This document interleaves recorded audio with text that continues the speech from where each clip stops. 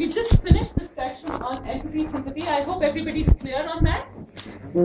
Yes. Before I go on to the next session, I'd like to make a mention of this, that what we've seen till now is what we're supposed to do. We've all understood through the virus game. We understood that we need to have empathy. We need to have a rapport building, empathy. We should not have empathy in our calls. And we've seen what we should do and what we should not do. But now, what we're going to touch upon is how we're going to do it. Our next session covers how we're going to take care of our calls.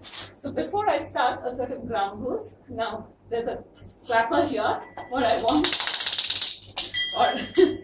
now what I want from the session is that we're going to listen to some calls, and when you feel the agent or the person who's taking the call has not shown empathy where we could do it a little better, please give a signal. We will stop here and we will go on to your suggestions. You have a question? Okay.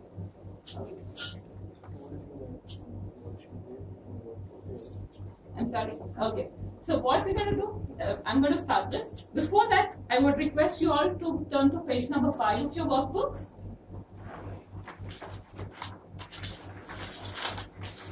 From here, we're going to pick up some fresh new ideas.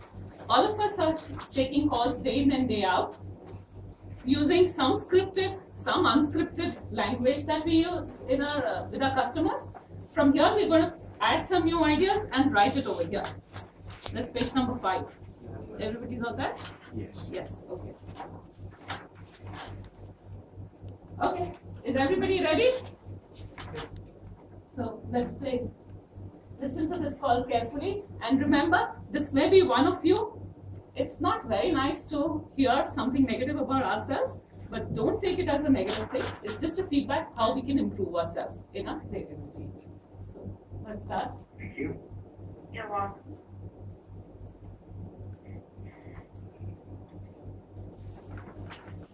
How can I help you today? Well, I'm very disappointed. We received yesterday the TV that he had ordered from your online store, and the box did not look like it was damaged. Everything looked fine. He went to open it up and plug it in, and you could see that the screen itself had been smashed like 100 pieces. And we went to look at the box closer, and you could basically see a small, like where the impact happened. It didn't break the box, but you can definitely see that it was something that the shipper, it probably happened on the shipper's end. We really don't want to have to be waiting around. I mean, this is taking way too long to get the TV in the first place. We just want to get the TV that's working. It's for his birthday. We just want to check the inconvenience and so let's check the details and see what each of the data guys is. Thank you. I mean, if we have to, we can take it, there's a Dell Direct store about 50 miles from us. I could take it back there. Maybe she didn't acknowledge the customer mentioning that it's the son's birthday. Maybe she should have shown some empathy, maybe concern over, maybe a little bit. How would you have said it? How would you have done I it? said that, I really apologize for the inconvenience caused to you. I'm sure it must be a really important gift for your son. As you mentioned, it's his birthday. That would have been a better statement than what she said. Excellent. Great. Would anybody else like to add to it?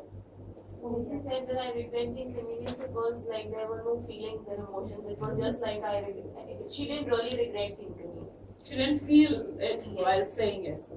I mean, I did feel as a customer that she really regretted my Mm-hmm. She could have first congratulated the customer over his son's birthday. Yes. That was the first thing that she should have done, and possibly after that, she should have felt sorry for the inconvenience caused. And in both the cases, some certain level of emotions can be shown. Absolutely. You can show the excitement with the birthday and a little apologetic for the inconvenience. Anybody else? So let's proceed further. But I don't want to have to, wait for UPS to come and track it and this and that and send it back. I just want to get this taken care of immediately. How would you like to put it in secret this one? Well, I'd like to be able to just take this thing back up to the Dell Direct store and just trade it in and get the right TV and just. I would like to pause over here. None of you clapped. What's happening here now? we You couldn't could hear hear properly. properly. Just like that clear.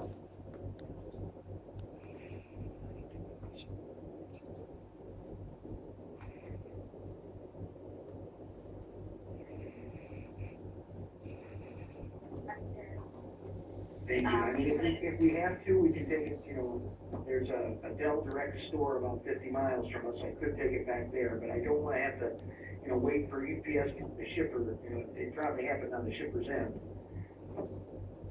We really don't want to have to be waiting around and this is taking way too long to get the TV in the first place. We just want to get the TV that's working for his birthday. We do apologize for the inconvenience and come and check the details if you working through the data guard there. Thank you. I mean, if we have to, we can take it, there's a Dell Direct store about 50 miles from us. I could take it back there, but I don't want to have to, wait for UPS to come and track it, this and that, and send it back. I just want to get this taken care of immediately. How would you like to come and speak with this one? What did you say? How would you like to proceed with it further? Oh, We usually would. So, what's she doing over here? she is asking the question. She is asking the customer for a resolution. Anybody else? Yes, she's not even listening to the customer. Yes. The customer just told her to her face that he won't want to do something like that. She's still going, how would you like to How would proceed? you like? How would you like to proceed? So, in effect, what is she doing over here? Whom is she passing the control to?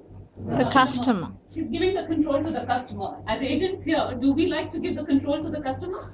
No. Not true. What could have been said over here? Let me. I don't mind going. Yeah, he said that. He said, I Probably don't you mind would it. say, I would say, I really appreciate your willingness to go to that extent, but let me see what I can do. And I really apologize that this happened just, a few days before your son's birthday, but let me see what I can do. Sure, excellent. I think he's got the point over here. See, let me see how best I can do. I mean, I understand you can go there, but let me see what I can do. Taking the ownership. Yes, taking the ownership. Well, I'd like to be able to just take this thing back up to the Dell Direct store and just trade it in and get the right TV and just have it today. Very sorry, so that won't be an option available. What we can do is, we can go ahead and send you a replacement for the TV, but the replacement will be sent to you within 8 business days. It's so long, no. 8 business days. That's not good. Did you clap? Did you clap somewhere? Yep. Sorry, I missed that. Again, the fact that it should not acknowledge that he had mentioned that it's his son's birthday in a few days, and she said 8 days. And the other fact that the customer already mentioned that the shipment got to him pretty late. Yes, already there's a delay in the SIM. So she should have understood that it's already been delayed and the customer wants the TV immediately since it's the child's birthday.